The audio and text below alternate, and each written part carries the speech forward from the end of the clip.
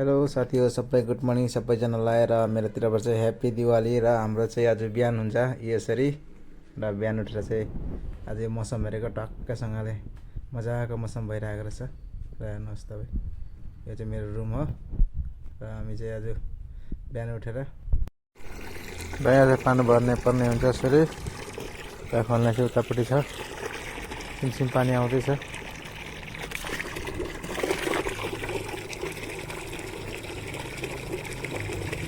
यो चाहिँ हाम्रो रुम हो रुम चाहिँ सानो छ चिटिक्का र आज चाहिँ हाम्रो यहाँ आलु चोखा बनिँदैछ प्याज खर्सानी सबै कटिङ हुँदैछ र आलु यहाँ चाहिँ हेर्न सक्नुहुन्छ भाइले बनाउनु हुँदैछ र हाम्रो यता चाहिँ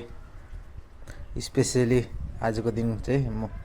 मौसम पनि राम्रो थियो नि त र हामी चाहिँ आज फाइनली चाम्रे भात खानेको प्लान गऱ्यौँ र हाम्रो चाम्रे भात पाकिसक्नु आँटेको छ हेर्न सक्नुहुन्छ तपाईँहरू र चाहिँ मजाले चट्टै परेर यहाँ चाहिँ अब भाइले चाहिँ मिक्स गर्दैछ आलु प्याज खर्सानी होइन यो चाहिँ मजाले मिक्स गर्नुपर्ने हुन्छ नि त मिक्स गरेर चाहिँ यो चाहिँ हाम्रो भाइ चट्टै परेर खाँदा चाहिँ मजा आउँछ क्या चाहिँ भात पस्किन आँटेको चिटिक्कै भएको छ यतिको यो चाहिँ हाम्रो चाम्रे भात बनाएको आज कस्तो भयो है चाम्रे भात नुन हालेको थियो भातमा नुन सुन त्यहाँ टक्कै प्याज स्याज काटेर सबै हालेको छ भाइ मजाको भएको छ वाह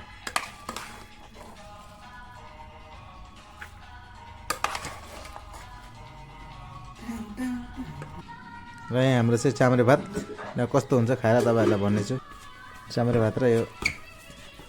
रहेछ